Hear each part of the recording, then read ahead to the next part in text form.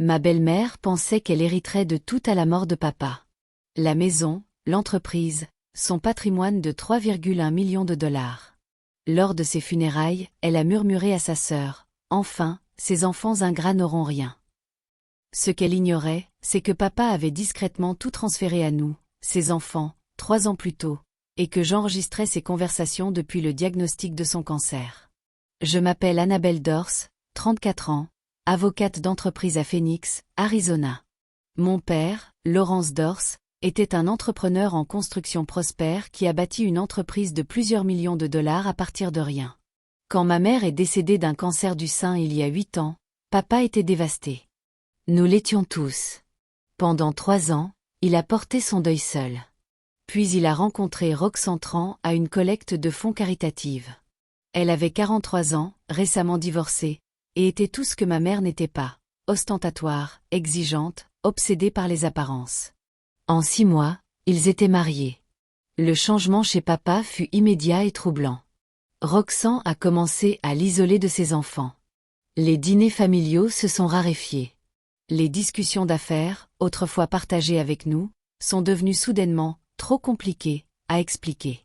Roxane était toujours présente lors de nos visites, détournant les conversations de tout sujet important. Votre père doit se concentrer sur profiter de la vie maintenant, disait-elle avec un sourire étudié. Ces discussions d'affaires le stressent. Mes frères et sœurs l'ont ressenti aussi. Claire, ma sœur de 32 ans, qui gérait la comptabilité de papa, s'est vue progressivement exclue des discussions financières. Jonas, 29 ans, chef de projet de papa, était soudainement questionné sur chaque décision prise sur les chantiers. Mais nous respections le choix de papa. Roxane le rendait heureux d'une manière que nous ne pouvions pas après la mort de maman. Si c'était ce dont il avait besoin, nous le soutenions. Cela a changé quand papa a été diagnostiqué d'un cancer du pancréas en janvier 2021. Le diagnostic était dévastateur, mais pas totalement inattendu. Papa perdait du poids et de l'énergie depuis des mois. L'oncologue lui donnait 12 à 18 mois avec un traitement agressif. La réaction de Roxane fut immédiate et autoritaire.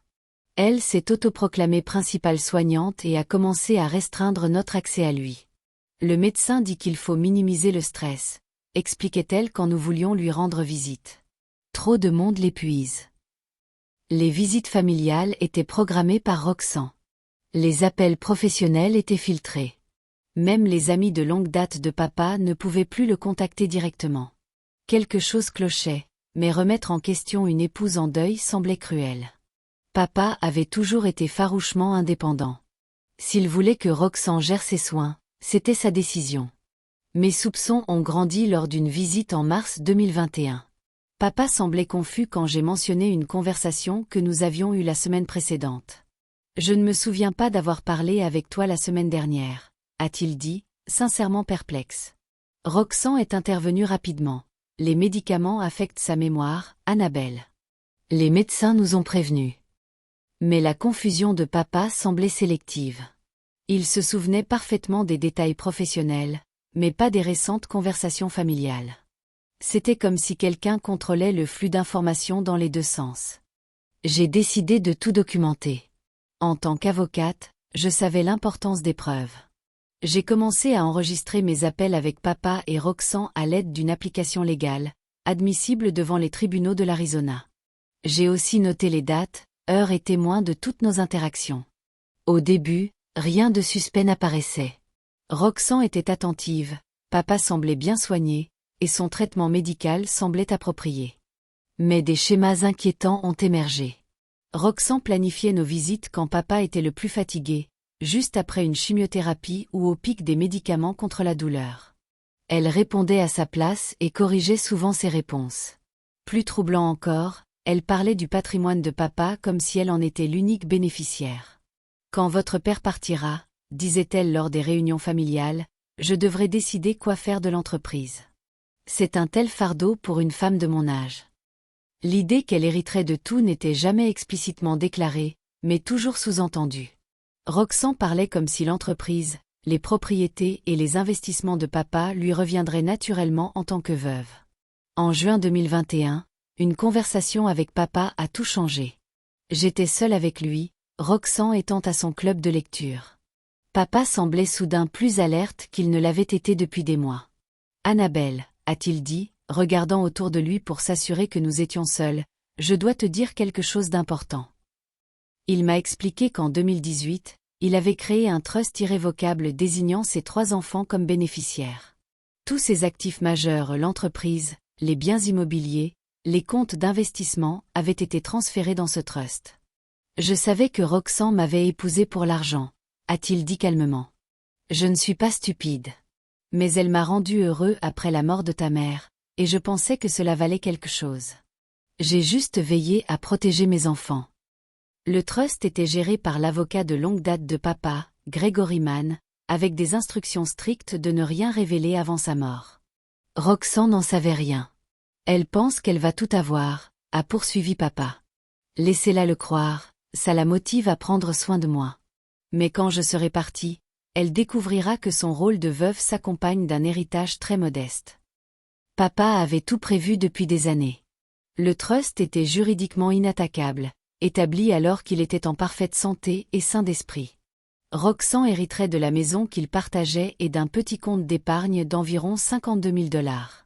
Tout le reste revenait à ses enfants. « Pourquoi me dis-tu cela maintenant ?» ai-je demandé. L'expression de papa s'est assombrie. Parce que Roxane me demande de signer des documents. Elle dit que ce sont des directives médicales, mais je pense qu'elle essaie de modifier mon testament. Cette conversation, comme toutes les récentes, était enregistrée. Plus important encore, elle révélait que Roxane tentait activement de manipuler la planification successorale de papa durant ces derniers mois. J'ai immédiatement contacté Gregory Mann pour vérifier le statut du trust. Tout ce que papa m'avait dit était exact. Le trust était irrévocable et correctement exécuté. Roxane n'avait aucun droit sur les actifs qu'il contenait. Mais Mann a aussi confirmé mes pires craintes. Roxane appelle mon bureau sans cesse, a-t-il dit. Elle exige de voir le testament de votre père et pose des questions sur sa planification successorale. Elle semble croire qu'elle a droit à des informations sur ses finances. Mann avait refusé de fournir quoi que ce soit, invoquant le secret professionnel. Mais l'insistance de Roxane suggérait qu'elle préparait quelque chose. J'ai intensifié ma surveillance. À partir de juillet 2021, j'ai commencé à enregistrer toutes mes interactions avec Roxane, pas seulement celles avec papa. L'Arizona est un État où le consentement d'une seule partie suffit, ce qui signifie que je pouvais légalement enregistrer les conversations auxquelles je participais sans que l'autre partie le sache. Ce que j'ai découvert était profondément troublant. Roxane parlait différemment quand elle pensait que papa ne pouvait pas l'entendre. Elle se plaignait amèrement de ses enfants, exprimait sa frustration face à ses traitements médicaux, et surtout, faisait des plans détaillés pour dépenser son héritage. Lors d'une conversation enregistrée, elle a parlé à sa sœur de son intention de vendre l'entreprise de papa et de voyager en Europe. « J'ai mérité cet argent », a-t-elle dit. 5 ans à supporter ses enfants gâtés et maintenant ce cancer. Je mérite chaque centime. Un autre enregistrement l'a capté discutant de l'état de papa avec un ton qui m'a glacé le sang. Honnêtement, j'aimerais que ce soit fini, a-t-elle dit. Ça dure une éternité, et je suis épuisée. Plus vite il partira, plus vite je pourrai commencer ma vraie vie. Ce n'étaient pas les mots d'une épouse en deuil, mais les calculs de quelqu'un qui attendait un gros chèque. La preuve la plus accablante est arrivée en septembre, 2 mois avant la mort de papa. Roxane pensait que papa dormait lorsqu'elle a eu une conversation téléphonique avec quelqu'un qu'elle appelait Trevor. J'étais en visite et je m'étais éloignée pour prendre un appel professionnel quand j'ai entendu sa voix à travers la fenêtre. Il devient suspicieux, disait-elle. Il pose des questions sur les documents que je veux qu'il signe. Peut-être qu'on devrait attendre qu'il soit plus sous médication. Une pause, puis, je sais que c'est risqué, mais on parle de presque 3,1 millions de $. Ça vaut le coup si on peut le faire changer son testament. Une autre pause. Ses enfants ne soupçonnent rien. Ils pensent que je suis juste une épouse en deuil. Quand ils comprendront ce qui s'est passé, il sera trop tard. J'ai enregistré toute cette conversation. Roxane complotait activement avec quelqu'un pour manipuler le testament de papa pendant qu'il mourait d'un cancer. Ce soir-là, j'ai convoqué une réunion d'urgence avec Claire et Jonas. Je leur ai fait écouter des enregistrements sélectionnés, suffisamment pour prouver les véritables intentions de Roxane sans violer la confidentialité de papa concernant le trust. Mes frères et sœurs étaient horrifiés, mais pas totalement surpris. Ils avaient remarqué que le comportement de Roxane devenait de plus en plus possessif et autoritaire à mesure que l'état de papa empirait. « Que faisons-nous » a demandé Claire. En tant qu'avocate, je savais que nos options étaient limitées. Nous ne pouvions pas encore prouver que Roxane avait fait quelque chose d'illégal. Planifier la manipulation d'un mourant n'était pas techniquement un crime, mais nous pouvions nous préparer à toute tentative de sa part. J'ai contacté Gregory Mann pour renforcer les protections autour du patrimoine de papa. Nous avons également engagé un détective privé pour enquêter sur le passé de Roxane et identifier Trevor. Ce que nous avons découvert était révélateur. Roxane avait été mariée 2 fois auparavant, à chaque fois à des hommes beaucoup plus âgés et fortunés. Son premier mari était mort d'une crise cardiaque 2 ans après leur mariage, lui laissant sa maison. Son second mari l'avait quittée lorsqu'il avait découvert qu'elle falsifiait sa signature sur des documents financiers. Trevor était Trevor Neal, un avocat radié spécialisé dans les contestations de testament et les fraudes successorales. Il avait été sanctionné à plusieurs reprises pour des violations éthiques liées à des affaires d'héritage. Nous avions désormais une image claire du plan de Roxane. Elle collaborait avec Neal pour contester le plan successoral de papa et substituer un nouveau testament qui lui laisserait tout. Le diagnostic de cancer avait accéléré leur calendrier. Papa est décédé le 15 novembre 2021, entouré de sa famille. Roxane a joué la veuve éplorée à la perfection, sanglotant de manière théâtrale et acceptant les condoléances avec une grâce étudiée. Lors des funérailles, toute notre famille était présente, les frères et sœurs de papa, ses cousins, ses associés professionnels et ses amis de longue date. Roxane tenait court comme une veuve d'un roman victorien, vêtue de vêtements noirs coûteux et discutant des souhaits de papa pour ses funérailles. C'est alors que j'ai entendu la conversation qui allait finalement la détruire. Roxane parlait à voix basse avec sa sœur Célia à l'arrière de la maison funéraire. J'étais en train d'ajuster le système audio pour la vidéo commémorative de papa quand j'ai entendu ces mots murmurés. « Enfin, ces enfants ingrats n'auront rien », a-t-elle dit avec une satisfaction à peine dissimulée. Laurence les aimait peut-être, mais j'ai fait en sorte qu'il ne voie pas un centime de son argent. La réponse de Célia était tout aussi révélatrice. « Es-tu sûr que le Nouveau Testament est valide ? Et s'il le conteste ?» Le sourire de Roxane était glacial. Trevor a tout géré parfaitement. Nous avons des témoins, des signatures en règle, tout. Quand Annabelle et ses frères et sœurs comprendront ce qui s'est passé, l'argent sera déjà loin. J'ai enregistré cet échange en entier. Roxane venait d'avouer une fraude lors des funérailles de son mari. La lecture du testament était prévue pour le mardi suivant. Gregory Mann avait organisé une réunion avec la famille dans son cabinet pour examiner le patrimoine de papa. Roxane est arrivée habillée comme pour un conseil d'administration, costume coûteux, attitude professionnelle, visiblement prête à prendre le contrôle des actifs de papa. Claire, Jonas et moi sommes restés silencieux tandis que Mann commençait la lecture officielle. Roxane était accompagnée de son propre avocat, Trevor Neal, qui a immédiatement exigé de voir tous les documents successoraux. Madame Dors a des raisons de croire qu'il pourrait y avoir des irrégularités dans la planification successorale du défunt, a annoncé Neal. Nous sommes prêts à contester tout document qui ne reflète pas les véritables dernières volontés de Monsieur Dors. Mann a souri poliment et a ouvert son dossier. Commençons par le testament, puis passons aux autres documents pertinents. Il a lu le testament de papa à voix haute. Il était court et direct. Je lègue tous mes effets personnels et tous les actifs non autrement attribués à ma bien-aimée épouse, Roxane Dors. Roxane a souri triomphalement. Neal a hoché la tête avec satisfaction. Il pensait clairement que ce testament simple donnait à Roxane le contrôle de l'ensemble du patrimoine de papa. Puis Mann a continué. Cependant, je dois préciser que ce testament s'applique uniquement aux actifs effectivement détenus par Laurence Dors au moment de son décès. Il a sorti un dossier épais. En 2018, M. Dors a créé le Trust familial Dors, transférant tous les actifs majeurs, l'entreprise de construction, les propriétés immobilières, les comptes d'investissement et les comptes bancaires, dans un trust irrévocable au profit de ses 3 enfants. Le visage de Roxane a blanchi. Neal s'est mis à feuilleter frénétiquement ses papiers. La valeur totale des actifs du trust s'élève à environ 3,1 millions de dollars, a poursuivi Mann calmement. L'héritage de Madame Dorse, selon le testament, comprend les effets personnels, les meubles de la maison et un compte d'épargne commun contenant 52 000 dollars. Le silence dans la pièce était assourdissant. Neil a été le premier à parler, c'est inacceptable. Madame Dorse était l'épouse de Laurence. Elle a droit à un héritage plus substantiel. La réponse de Mann était mesurée. Le trust a été établi il y a 3 ans, lorsque M. Dorse était en parfaite santé. Il est juridiquement irrévocable et correctement exécuté. Madame Dorse n'a aucun droit sur les actifs du trust. Roxane a finalement retrouvé sa voix. C'est impossible. Laurence ne m'aurait jamais exclu. Il m'aimait. Je suis sûr qu'il vous aimait, a répondu Mann doucement. C'est pourquoi il vous a laissé la maison et le compte d'épargne.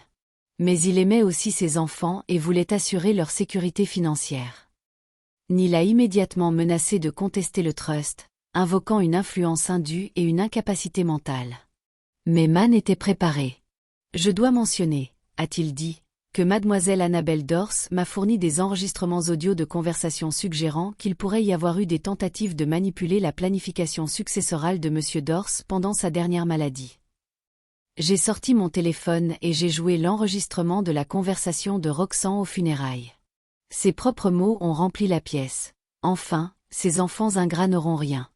J'ai fait en sorte qu'il ne voit pas un centime de son argent.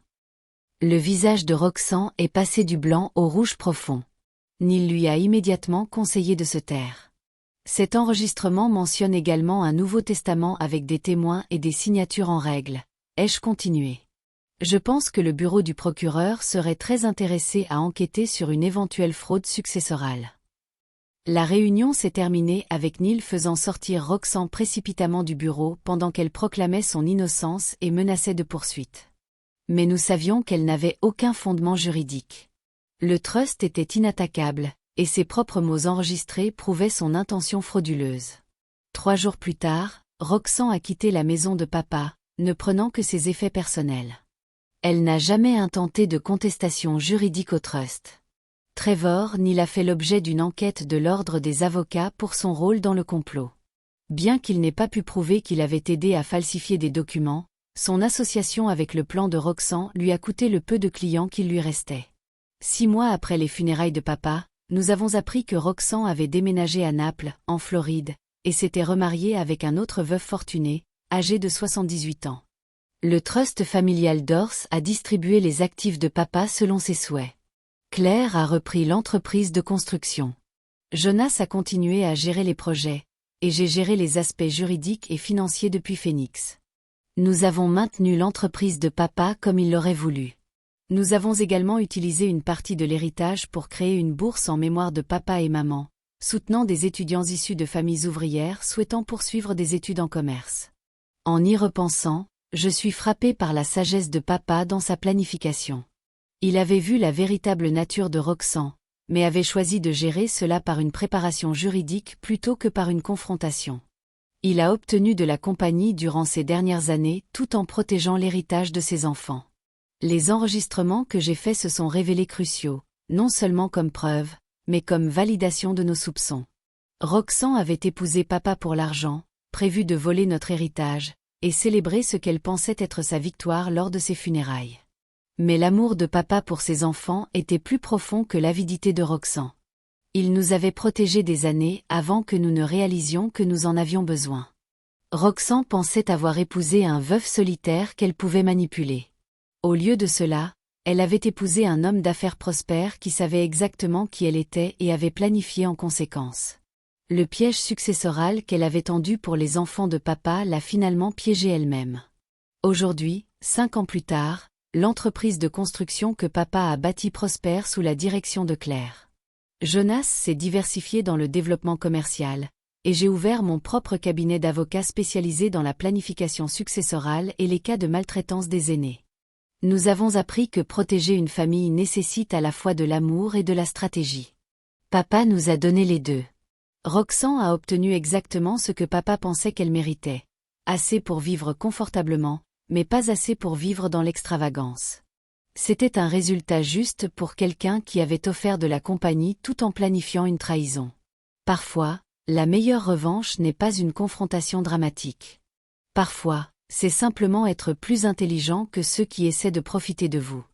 Papa était définitivement plus intelligent que Roxane. 3 ans plus intelligent, comme il s'est avéré. La partie la plus satisfaisante n'a pas été de voir le choc de Roxane lors de la lecture du testament. C'était de réaliser que papa nous avait assez aimés pour nous protéger avant même que nous ne sachions que nous en avions besoin. C'est la différence entre une vraie famille et ceux qui s'y intègrent pour l'argent. Une vraie famille planifie pour votre avenir. Les opportunistes planifient pour le leur. Papa comprenait cette différence, et il s'est assuré que nous la comprenions aussi. En fin de compte, le piège successoral de Roxane a parfaitement fonctionné. Sauf qu'elle s'est piégée elle-même.